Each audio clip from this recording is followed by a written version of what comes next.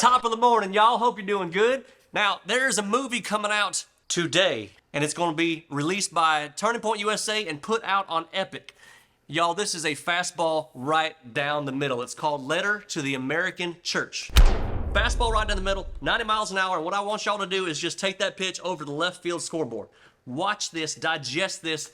It's unbelievable. Now, I got an advanced screening. I watched this. It's only 60 minutes long, so it's not some kind of like Lord of the Rings commitment, okay? 60 minutes, get your notepad out, and I felt like class was in session because when this thing started, it blew my mind. It starts out by showing the similarities in the 1930s German church compared to what we have today right here in America. You don't think there's similarities? Sit back and watch. Now, I've said many, many times, I believe strongly that there's going to be churches all across America and all across the world that are still holding service after the rapture. I know that's a joke, we say it tongue-in-cheek, but I'm dead serious, y'all. It's sad and it's terrible because these churches are really just clubs because they've gone post-Christian. See, on February 1st, 1933, 2 days after Hitler became the leader, there was a guy named Bonhoeffer. It's going to talk about it a lot in the movie, and he was warning everybody that absolute power was going to mean absolute authority. The church has told him, back off, quit making waves, quit talking about this stuff. It basically got him canceled when he spoke up about it. Does this sound familiar, y'all? There was a line in this movie, and I wrote it down. I think I underlined it 3 times. It was unbelievable. It said, silence in the face of evil is evil itself. Y'all, we think sometimes it's just okay to not make waves, especially as the church, as Christians, people who I'm talking about are going to be watching this. Making waves is our duty. Y'all see what I'm saying? Look, this movie hits me very, very personally on a deep level because I lived in Florida for about 20 years, and the church that I was a part of down there went post-Christian in about 2015. It all started with a pastor having an affair, a guy after that having an affair who was a music pastor, and then another guy that came in, and he basically stopped calling out sin for what it was in about 2015, somewhere around that timeline. It's an area that's very near Disney, very woke, very liberal. He didn't want to make waves. He's weak, the congregation is weak now, and the whole church is fake. It's just a club.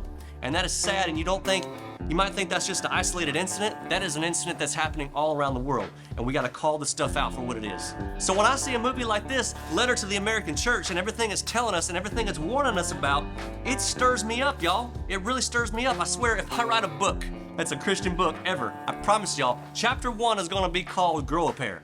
Because if that don't happen, we don't even have a church. Now, I'm not going to go into this too deep, but there's a moment in this movie where there's a declaration written by the real members of the church, written by the real church. And it says, this is the line we're drawing.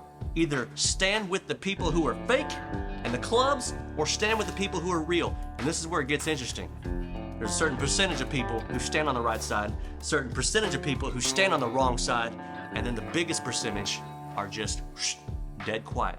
It's haunting because we can see America doing the exact same thing. You know, it takes serious balls for Turning Point and Epic to release something like this because, look, they're totally fine with making people feel uncomfortable. I love when I make people who are woke and people who go against the church get nervous and have that yellow stream running down their leg because they know that truth is hitting them. There was a ton of research that went into this movie. Look, you're gonna hear about how the Nazis scheduled created disasters. Does that sound familiar? That way they would be able to pass emergency laws that wouldn't have been there otherwise. Does that also sound familiar? Look, they were instilling fear into the German church in the 1930s to anyone who would object. Now, you may think, well, my church ain't silent. We speak out on things. Yeah, okay, well, that's great. Well, let me ask you a question. How did they act during the pandemic when all the strip clubs and the casinos and the marijuana distribution plants remained open and your church closed down? How did those act? And the ones that stayed open, God bless you. Y'all are the ones fighting the fight, and that's how you know you got a real one right there. Because the worst part they say in this whole movie, the worst part is that so many church leaders across Germany in the 1930s, and just like right here in America, said that they were doing their Christ-like duty because they thought the Christ-like duty was following the orders of the government. So like I said, this movie is for fighters, for patriots, and for people who are literally the last line of defense, because that's who we are, y'all.